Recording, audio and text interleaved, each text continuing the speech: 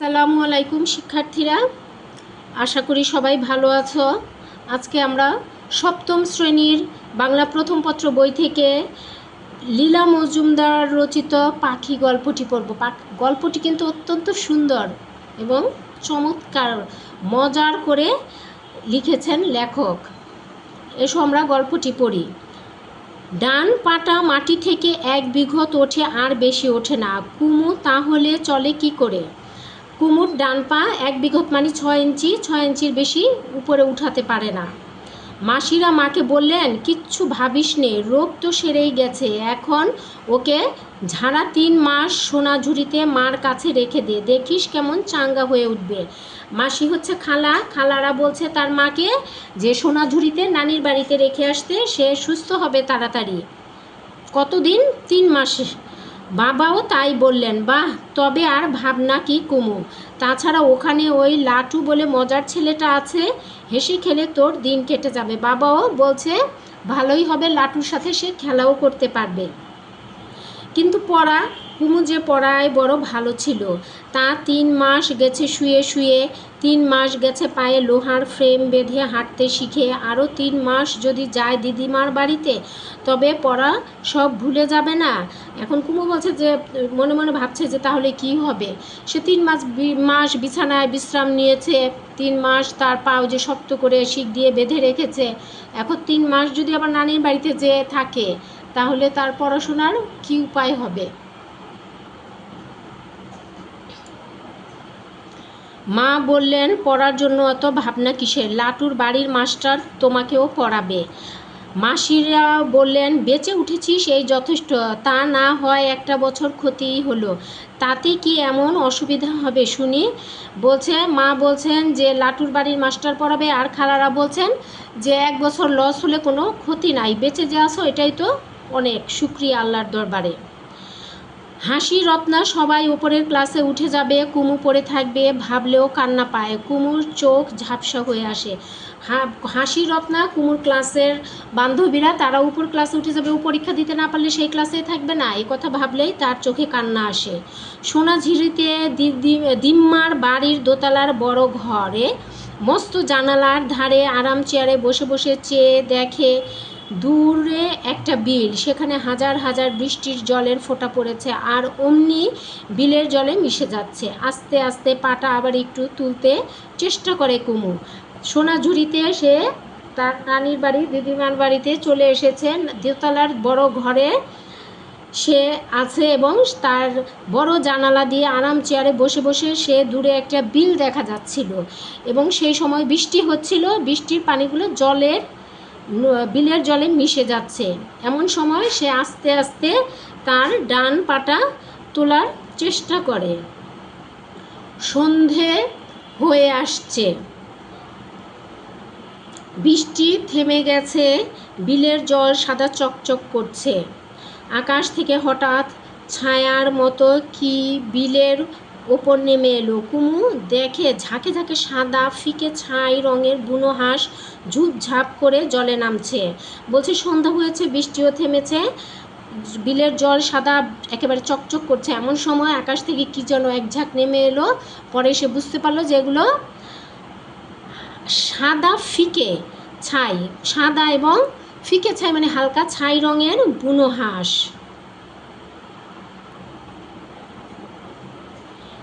এক ছড়া কি যেন সাদা ফুল হাতে নিয়ে লাটু এসে বলল, ওই দেখ, বুনো হাঁসের আবার এসেছে, শিকারীদের কি মজা, ইস আমার যদি একটা এয়ারগান থাকতো।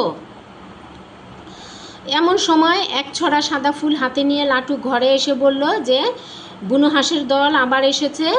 শিকারীদের এই সময়, পাখি শিকারীদের অনেক আনন্দ, তারা পাখি শিকার করে। বলল তার যদি একটি এয়ারগান থাকতো। কুমু বলল, বন্দুক নেই, ভালোই হয়েছে, অমন সুন্দর পাখিও মারতে ইচ্ছে করে।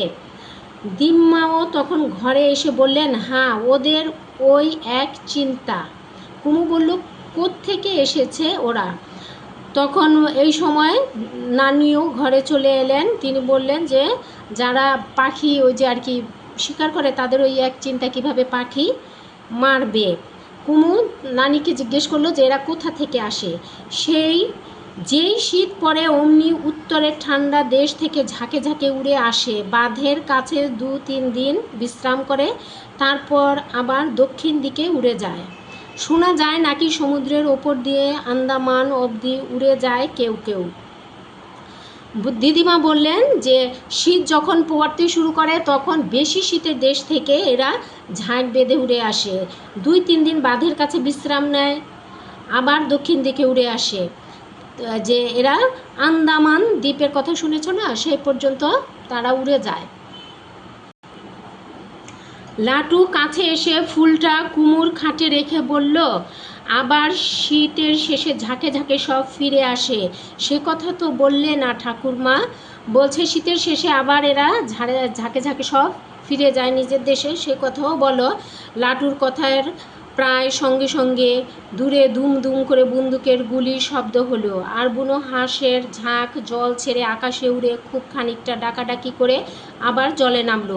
বলছে লাটুর কথার সাথে সাথেই দুমদাম গুলির আওয়াজ শোনা গেল পাখি শিকারীদের, আর হাঁসগুলো কোলাহল করে আকাশে উপরে উঠে গেল। সেখানে পাখিরা অনেক সময় দেখো না, কিছু হলে একবার সব পাখি একসাথে আকাশে কেমন করে সেরকম চিৎকার করে ডাকাডাকি করে আবার জলে নামলো। পরদিন সকালে জানালা খুলে পর্দা টেনে দিম্মা চলে গেলেন। কুমু জানালা দিয়ে চেয়ে দেখে লেবু গাছের পাতার আড়ালে ডাল ঘেঁষে কোনো মতে আঁকড়ে পাকড়ে বসে রয়েছে ছোট একটা ছাই রঙের বুনো হাঁস।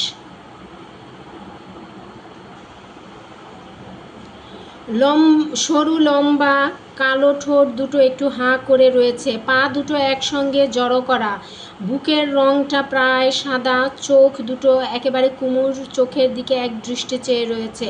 কালো মখমলের মতো দুটো চোখ, একদিকের ডানা একটু ঝুলে রয়েছে, খানিকটা রক্ত জমে রয়েছে, সমস্ত শরীরটা থরথর করে কাঁপছে। বলছে পরের দিন যখন সকাল হলো তার নানি এসে জানালা খুলে পর্দা টেনে সরিয়ে দিলেন। কুমু জানালা দিয়ে চেয়ে দেখলো দূরে যে লেবু গাছ আছে তাদের, সেই লেবু গাছের আড়ালে ডাল ঘেঁষে কোনো মতে আঁকড়ে আর কি কোনো মতো জড়োসড়ো হয়ে ছোট একটা ছাই রঙের বুনো হাঁস বসে আছে। তার ঠোঁট সরু, ঠোঁট হাঁ করা, পা দুটো একসঙ্গে একসাথে জড়ো করা, আর বুকের রঙটা প্রায় সাদা, চোখ দুটো দিয়ে যেন সে কুমুর দিকে এক দৃষ্টে চেয়ে রয়েছে, তার চোখ কালো মখমলের মতো, এবং ডানাটা একটা ডানা ঝুলে গেছে, সেই ডানায় খানিকটা রক্ত, আর শরীর থরথর করে কাঁপছে, ভয় পেয়েছে আর কি। পাখিটাকে দেখে কুমুর গলার ভেতর টনটন করতে থাকে, হাত বাড়িয়ে বলে, তোমার কোনো ভয় নেই, কোনো ভয় নেই। পাখিটা চোখ বন্ধ করে আবার খোলে, আর একটু ডাল ঘেঁষে বসে। পাখিটাকে কুমু বলছে তার কোনো ভয় নেই, পাখিটা ডাল ঘেঁষে বসে। লাটু কুমুর কাঁধের উপর দিয়ে উঁকি মেরে পাখিটাকে দেখতে পায়। ইস, ডানায় গুলি লেগেছে বেচারার, চুন হলুদ দিয়ে বেঁধে দিলে সেরেও যেতে পারে, বলিস তো ধরে আনি। কুমু বলল, কিন্তু দিম্মা কি বলবেন? কি আর বলবেন, বলবেন ছি ছি নোংরা জিনিস ফেলে দে, ওসব কি বাঁচে? কুমু জোর গলায় বলল, নিশ্চয়ই বাঁচে, চুন হলুদ দিয়ে ডানা বেঁধে গরম জায়গায় রাখলে নিশ্চয়ই বাঁচে। বলল যে কুমু বলল, লাটু বলল যে ধরে আনি। কুমু বলল, ঠিক আছে, ওটাকে চুন হলুদ বেঁধে দিব এবং গরম জায়গায় রাখবো। লাটু বলল, কোন গরম জায়গায়? কেন, আমার বিছানায় লেপের মধ্যে, দেখিস কেউ যেন টের না পায়। কুমু বলল যে তার বিছানায় লেপের মধ্যেই রাখবে। তখন লাটু বলল, কেউ যেন টের না পায়। কি করে টের পাবে? আমার বিছানা তো আমি নিজে করি, ডাক্তার আমাকে হাত পা চালাতে বলেছে যে। আচ্ছা, ধরতে গেলে উড়ে যাবে না তো? কুমু আবার ভয় পেল।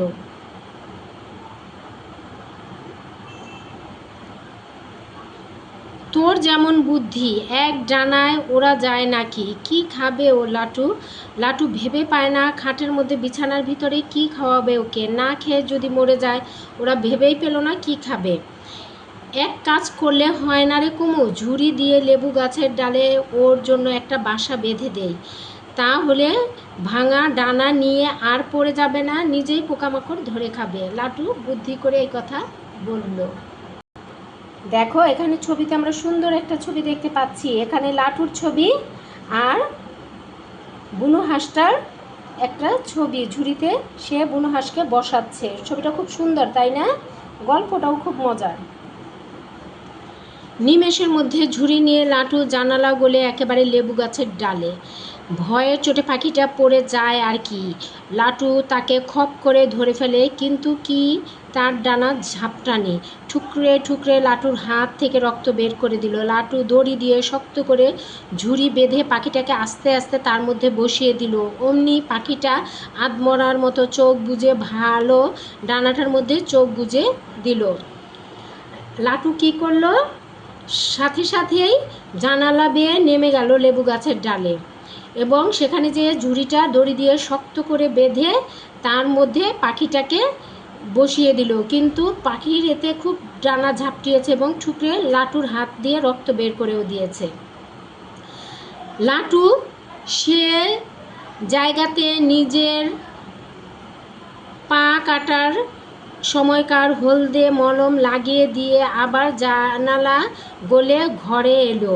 বলল, ঠাকুরমার কাছে যেন আবার বলিস না, বলবেন হয়তো ছুঁচ না ওটাকে। লাটু ওই যে নিজের পা কেটে গিয়েছিল, হলুদ মলম ছিল, সেটা সেখানে লাগিয়ে দিল। কুমু হাঁটতে পারে না ভালো করে, পাখিটাও উঠতে পারে না। পারলে নিশ্চয়ই ওই দূরে বিলে ওর বন্ধুদের কাছে চলে যেত। গাছের ডালের ঝুড়িতে ডানায় মুখ গুজে চুপ করে পড়ে থাকতো না।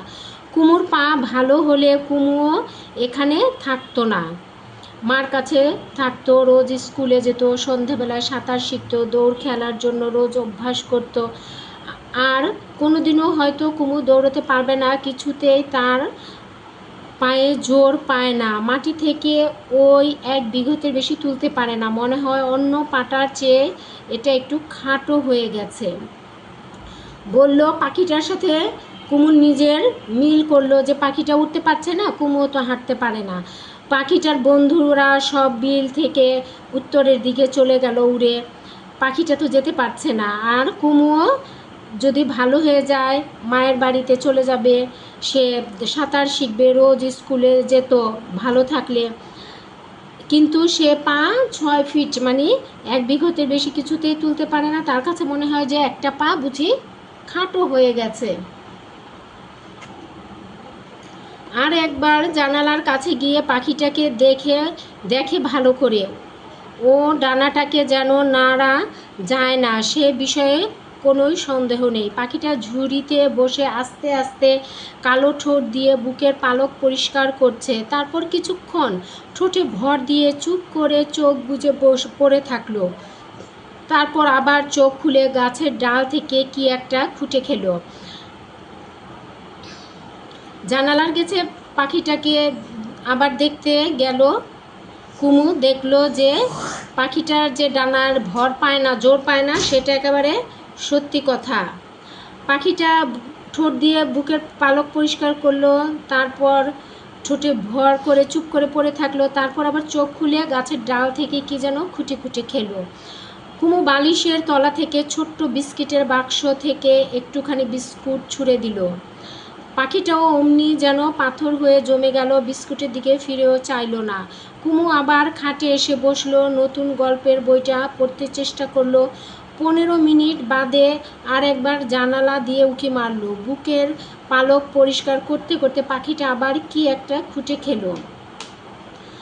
বলছে যে কুমু বালিশের তলা থেকে ছোট্ট একটা বিস্কিট ফিকে ছুঁড়ে মারলো পাখির খাঁচা ঝুড়িতে, কিন্তু পাখিটা ফিরেও তাকালো না।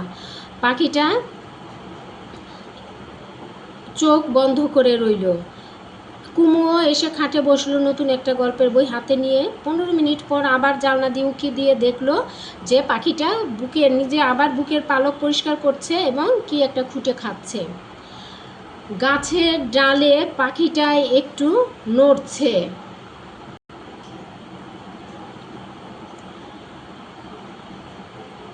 একটু শব্দ হচ্ছে। কুমু ভয়ে কাঠ। এই বুঝি দিম্মা দেখতে পেয়ে মঙ্গলকে বলবে, ফেলে দে ওটাকে, বড় নোংরা, ঝুড়ি খুলে আন, ওটা কে বেঁধেছে ওখানে। কুমু জানালা দিয়ে চেয়ে দেখে পাখিটা ঘুমিয়ে আছে। কুমুও বই নিয়ে বিছানায় গিয়ে শুলো। পাখিটা ডানা ঝাপটাচ্ছিল। তখন কুমু ভয় পাচ্ছিল যে নানি জেনে ফেললে মঙ্গলকে ডেকে ওটা ফেলে দিবে। তাই দেখলো যে পাখিটা ঘুমিয়ে আছে, পরে ঘুমিয়ে গেল। তখন সেও বই নিয়ে বিছানায় শুয়ে পড়ল। হঠাৎ জানালার বাইরে শোরগোল, চমকে উঠে দেখে একটা হলদে বেড়াল গাছের ডালে গিয়ে উঠেছে। কুমু ভয়ে কাটে, এই বুঝি বেড়াল পাখিটা খেলো। কিন্তু খাবে কি, অত বড় পাখি, তার তেজ কত! দিল ঠুকরে ঠেলে ভাগিয়ে। দুটো কাক দূর থেকে মজা দেখলো, কাছে ঘেঁষতে সাহস পেল না। মানে পাখিটাকে হঠাৎ আওয়াজে কুমুর বিছানা থেকে লাফিয়ে জানালার কাছে গেল এবং দেখলো যে একটা হলদে বিড়াল পাখিটাকে খেতে আসছে। কিন্তু পাখিটা তো বড় ছিল। তখন সে ঠুকরে ঠুকরে তাকে ভাগিয়ে দিল এবং পাশে দুইটা কাক ছিল, তারাও এত বড় পাখির কাছে ঘেঁষতে সাহস পেল না। কুমু সোজা হয়ে দাঁড়িয়ে এ মাথা থেকে ও মাথায় হেঁটে বেড়াতে লাগলো। খোঁড়া হয়েছে কি, এই রকম করে হাঁটলেই না পায়ের জোর বাড়বে। 2 বার হেঁটে কুমু এসে যখন খাটে বসলো, পা দুটোতে ব্যথা ধরে গেছে, কিন্তু মনে হচ্ছে যেন ডান পাটা 1 বিঘতের চেয়ে একটু বেশি তোলা যাচ্ছে। পাখির এই দেখে, যে নিজের আত্মবল দেখে কুমুও যেন সাহস পেল। সে ঘরের এই মাথা থেকে ওই মাথা হাঁটতে লাগলো এবং কিছুক্ষণ 2 বার হাঁটার পরেই সে খাটে যেয়ে বসে দেখলো যে পা দুটো খুব ব্যথা করছে, কিন্তু ডান পাটা সে 1 বিঘতের বেশি তুলতে পারছে।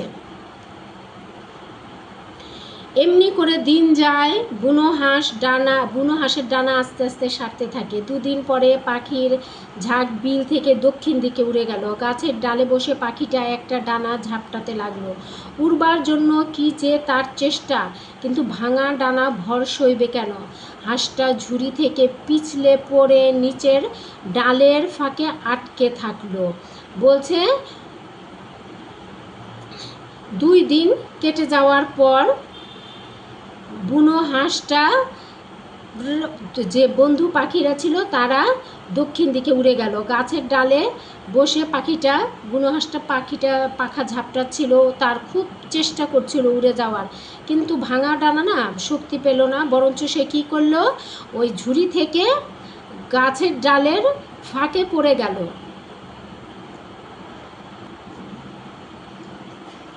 লাটু তখন স্কুল থেকে ফেরেনি। কুমু করে কি, জানালার ধারে দাঁড়িয়ে এক দৃষ্টে চেয়ে থাকলো। পাখিটা অনেকক্ষণ অসাড় হয়ে ঝুলে থাকার পর আছড়ে পাঁচড়ে নিজেই সেই ডালটার উপরে চড়ে বসলো। লাটু ফিরে এসে আবার ওকে তুলে ঝুড়িতে বসিয়ে দিল। ঠোকরালো একটু সে, তবে তেমন কিছু নয়। ডানায় আবার ওষুধ লাগিয়ে দিল লাটু। বলছে, ওই যে পাখিটা পড়ে গেল না, পড়ে যাওয়ার পরে কুমু তো আর কী করবে, লাটু স্কুলে। সে জানালায় দাঁড়িয়ে দেখতে থাকলো। দেখলো অনেকক্ষণ পর পাখিটা আস্তে আস্তে খুব চেষ্টা করে তারপর আবার ডালে উঠে বসলো। লাটু এসে তাকে ঝুড়িতে তুলে দিল এবং মলম লাগিয়ে দিল। এমনি করে দিন যায়। রোজ পাখিটায় একটু করে সেরে ওঠে, ঝুড়ি থেকে ডালে নামে, আর আনন্দের চোটে কুমুও ঘরময় হেঁটে বেড়ায়। নিজের বিছানা নিজে পাতে, নিজে স্নান করে, জামা কাচে, দুপুরবেলায় 1 ঘুম দিয়ে উঠে নিজে বসে অঙ্ক কষে। বাড়িতে চিঠি লেখে, মা বাবা তোমরা ভেবো না আমি রোজ রোজ সেরে উঠছি, রত্নাদের বলো আমি পরীক্ষা দেব। এমনি করে দিন যেতে থাকে এগিয়ে।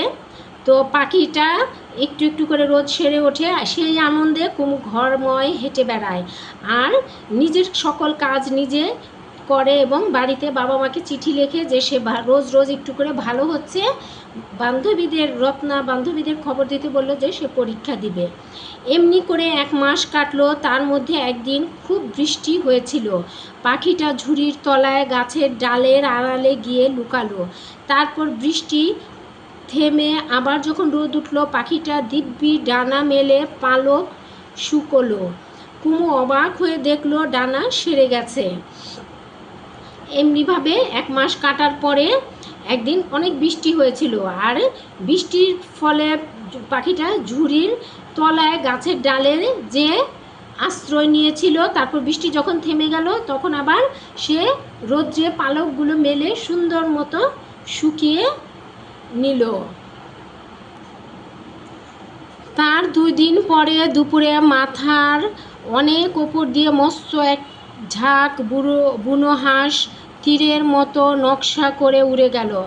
কুমুর পাখিও হঠাৎ কি মনে করে ডাল ছেড়ে অনেকখানি উঁচুতে উড়ে গেল, কিন্তু তখনই আবার নেমে এসে মগডালে বসলো। হাঁসরাও নামলো, পাখিটা সেই দিকে চেয়ে থাকলো। বলছে তারও 2 দিন পর হঠাৎ দুপুরবেলা মাথার উপর দিয়ে এক ঝাঁক বুনো হাঁস তীরের মতো নকশা করে উড়ে গেল। আর কুমুর পাখি যে সেটাও হঠাৎ ঝুড়ি ছেড়ে ডাল ছেড়ে অনেকখানি উঁচুতে উঠল, আবার কিছুক্ষণ পর মগডালে বসলো। হাঁসগুলোও যেন নিচে নামলো। এই যে দেখো এখানে ছবিতে আমরা দেখতে পাচ্ছি, খুব সুন্দর একটা ছবি। এই যে তীরের মতো পাখিগুলো উঠছে, আর এটা কুমু আর লাটুর পাখি, সেও কিছুটা উড়লো, তারপর আবার উড়ে এসে বসলো। এই যে কুমু জানালার কাছে পাখিটাকে দেখে খাটের বিছানায় বসে, আর এই যে লাটু। সারা রাত বুনো হাঁসরা বিশ্রাম করে পরের দিন সকালে যখন দল বেঁধে আকাশে উড়ল, কুমুর পাখিও তাদের সঙ্গ নিল। দল থেকে অনেকটা পিছিয়ে থাকলো বটে, কিন্তু ক্রমাগত যেরকম উঠতে লাগলো, কুমু লাটুর মনে কোনো সন্দেহ রইল না এখনই ওদের ধরে ফেলবে। বলছে পরের দিন বুনো হাঁসরা আবার যখন আকাশে উঠল, তখন কুমু আর লাটুর হাঁসটাও তাদের পিছু নিল এবং উঠতে শুরু করলো। পাখিগুলোর সাথে সাথে উঠতে পারলো না, কিছুটা দূরে ছিল, কিন্তু খুব দ্রুত সে উঠছিল। সে বিকেলে কুমু নিজে হেঁটে নিচে নামলো। ডান পাটা যেন একটু ছোটই মনে হলো। কুমু বলল, দিম্মা, পাটা একটু ছোট হলেও কিছু হবে না, আমি বেশ ভালো চলতে পারি। বুনো হাঁসটারও একটা ডানা একটু ছোট হয়ে গেছে। শুনে দিম্মা তো অবাক। তখন লাটু আর কুমু দুজনে মিলে দিম্মাকে পাখির গল্প বলল। দিম্মা কুমুর মাথায় হাত বুলিয়ে বললেন, ওমা, বলিসনি কেন, আমিও যে পাখি ভালোবাসি। তখন কুমু একদিন নিজেই হেঁটে নিচে নেমে আসলো এবং দিদিকে নানিকে বলল যে সে এখন ভালো চলাফেরা করতে পারে, তার বুনো হাঁসও এখন চলতে পারে, তার যেমন পাটা একটু খাটো হয়ে গেছে, তাতে চলাফেরা এখন অসুবিধা হচ্ছে না, আবার পাখিটারও কিন্তু ডানাটা একটু খাটো হয়ে গেছে। দিম্মা হঠাৎ অবাক হয়ে গেল পাখির কথা শুনে। তখন তারা দুইজনে দিদিমাকে মানে নানিকে পাখির গল্পগুলো বলল। গল্প শুনে দিদিমা বলে উঠলেন যে আগে কেন বলিসনি, সেও তো পাখি ভালোবাসে। এই কথা এটা সংক্ষেপিত ও পরিমার্জিত তোমাদের জন্য ছোট করা হয়েছে। তোমরা বড় হয়ে গল্পের বই থেকে এই গল্পটা আরও বড় আকারে পড়বে। গল্পটা খুব মজার না, আনন্দের না?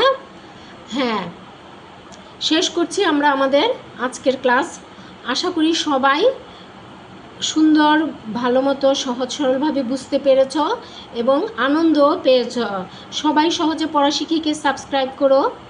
তোমাদের একটা সাবস্ক্রাইব আমাকে নতুন ক্লাসের অনুপ্রেরণা যোগায়। ধন্যবাদ সবাইকে। আসসালামু আলাইকুম।